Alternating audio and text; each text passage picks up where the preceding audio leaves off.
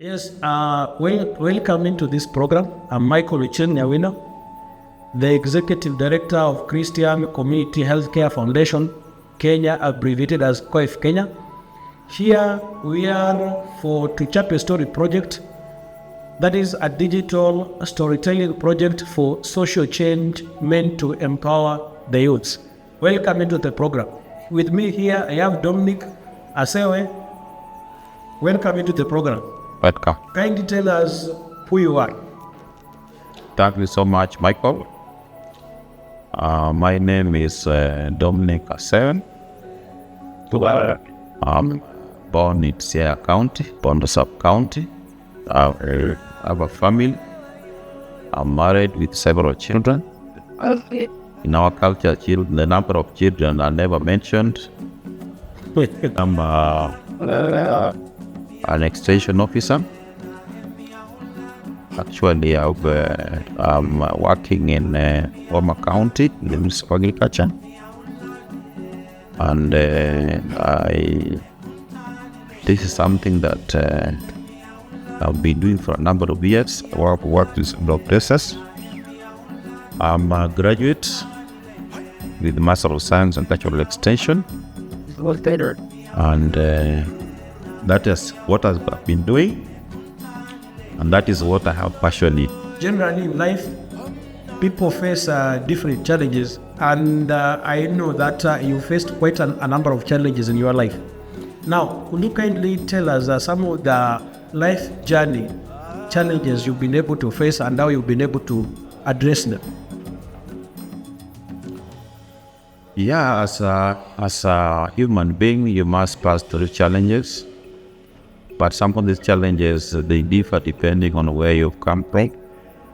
As I said, I'm raised up in Sierra County. And I was born in 1869 in a polygamous family. My father had 5 wives, and my mom was the youngest wife, and my father was just a peasant. And during that time, the mid-70s, people were not taking education seriously. Had a passion for going to school, and I went to a primary school, and as life was very difficult because the level of poverty was very high. It was very difficult to feed a family. As I've told you, my father was a peasant farmer. Yeah. So I had to balance. I want to go to school, and I also have to support my mom on how to make sure that food is on the table. I know you must be wondering how this was done because I was still young, but yeah, sure. Those days, what we could do is that I could go with my mom to the nearest shop. We do manual labor. Then we get something money. Could be 30 bob, 20 bob. We use it to buy flour, some fish. We get what we eat. I was having a brother that I would like to mention when the other things we could do to raise money was to go to a gold mining site, struggle and do some mining, get 50 shillings to 100 shillings, 20 shillings. We buy food for supper. Because actually my mom was really affected by arthritis. She could not walk properly. She could not work. So we were virtually struggling to feed ourselves with my mom. My father could chip in, but the family was big. So this was happening during the weekends. Yeah. But what was fun is that when you wake up in the morning, you go to the shamba. I remember my father was a friend to the headmaster of our local primary school, and he could talk to that headmaster to leave me. I go to the shamba, we could go and plow with animals. I wake up at 4 in the morning. I plow up to around 9:30. That is when I go to school. Now, maybe just to interrupt you mean you guys during that time, you first of all go to the farm, you till then go to school later? Yes, you have to go to the farm. Everybody is given a piece to finish, not like nowadays when you hire labor for your family. You have to finish that piece. And if you don't finish it, you will have to do it in the evening. So sometimes you can go to school without even taking something. You go to the school, lunchtime you come back. Sometimes you find there was also another activity called, which was sisal making. Yes. And you had to do it, and then those are the ones that they use the raw material to do gunny bags. That was the only another source of raising money and even for family food. So you had to do it in the morning, leave the fiber dry, and then later in the evening it is sold. It can be sold for 3 shillings. Then you get something to buy. So it was not very easy, but it was not very easy. Yes, and maybe if I can ask, how did that affect your performance in school? Now, all these activities, going to the farm in the morning, then reporting to class at night, then later on making sisal to be sold in your local area market. I think what assisted me was determination. If I was not determined to go to school under those circumstances, I could not achieve anything, because now remember when I joined my class at around 10, I find they have done some relations. Yeah.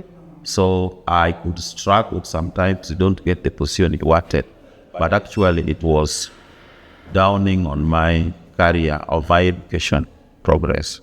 But I managed to see what I could be able to do.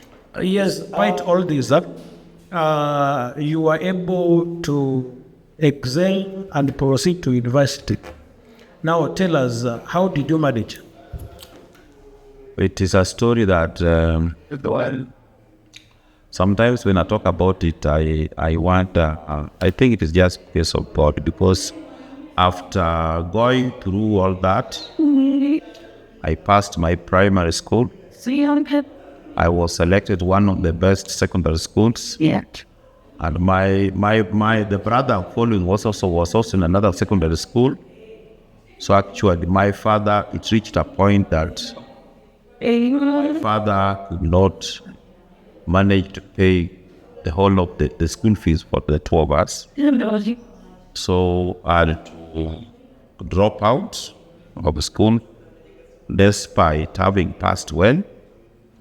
And because I was determined, I think there was a school which was started in our area, which in our place, it was just starting. I think it was only one classroom, a kitchen, and one house for the school teacher. I told my father, let me not drop kabisa, let me not drop completely. I can go and join that school and start off. And so when I went there, they were very happy because they knew I was a very bright student and I could work hard and pull up the level of their school. I was joined by other colleagues and I was really working very hard. I think if I was number 1, my second follower would have a difference of 200 marks. So these teachers used to tell me, you are not material for this place, but work very hard and see what will come out of it. And then I worked very hard, passed my KCSE, and then I joined the university. Okay, thank you for that. Now it shows that you are different compared to other students in that school. Now, what were you doing different? That was just unique to you compared to the other students.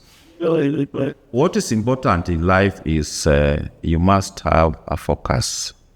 You must be determined, and you must internalize in yourself where you want to go. Because I remember if I looked back in our family, I could see how down we were. And I used to wake up very early in the morning, read, and also read up to very late. And these other students, they could not read the way I was reading because these teachers had encouraged me, don't compare yourself with these other students because they did perform so well like you in primary school, and you should gauge on going very far. And that is what I used to do. Sometimes it could be, I could not even get a lamp to use for reading because the school did not have electricity. So I could borrow a lamp from a neighbor that I could pour paraffin and use it for reading. Yes, you must have been really smart in school. Now, when you look at the country now, Kenya, we have so many youths who are facing a number of challenges as we speak. Now, what advice can you give those youths that are going through maybe the same challenges that you faced back then or different kind of challenges? The current youths or the current students are facing a lot. You know, technology has really improved in our countries. We are now having things like telephones, which we didn't have. We have mobiles, which we didn't have. We used to do the drug abuse, which has gone up, which we didn't have. So what you can tell these young people is that it is one thing at a time. If you want to go to school, work hard, because it is from your hard work that you come up with a respected career. So you have to leave a lot of things. I would call them, you leave a lot of hobbies. Focus on your education. It doesn't matter whether you're coming from a poor family, because the kind of support you get in your school is almost the same across all the students. You just leave whatever you want to do which might affect your studies, focus on your studies, even if it is for 4 years, then you will achieve something.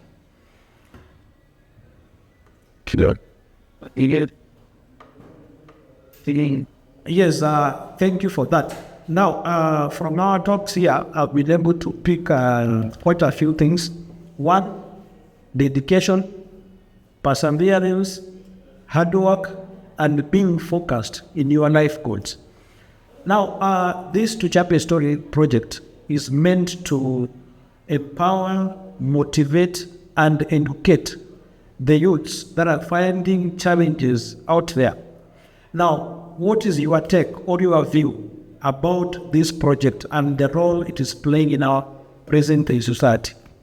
I think there are youths outside there that may not know that somebody can start from a humble background and become a big person. And when we share these stories with them, somebody can say, whoa, so if this person came from this and is this now, then I can also be somebody. Yeah, I can also be somebody. So this is something that this project is good because it can be shared to so many people, and you might find that somebody was going through the same problem. That person can be a parent, it can be a youth, and then you will learn something, and this can change their mind so that they focus on whatever they want, they anticipate to do. So I think the project is good, and I think with so many stories that they'll be getting, that will transform them in terms of behavior and concentration on the career they want. Yes, thank you, Domnic, and thank you for being with us here. We really appreciate it. And we are going to share these stories online. Feel free to visit our Facebook page, that is Qwetu Kenya for Facebook, Qwetu Kenya on Instagram, and Qwetu Kenya on Twitter to like and follow our stories. Thank you once again. Thank you so much. Karibu. Thank you. You're welcome.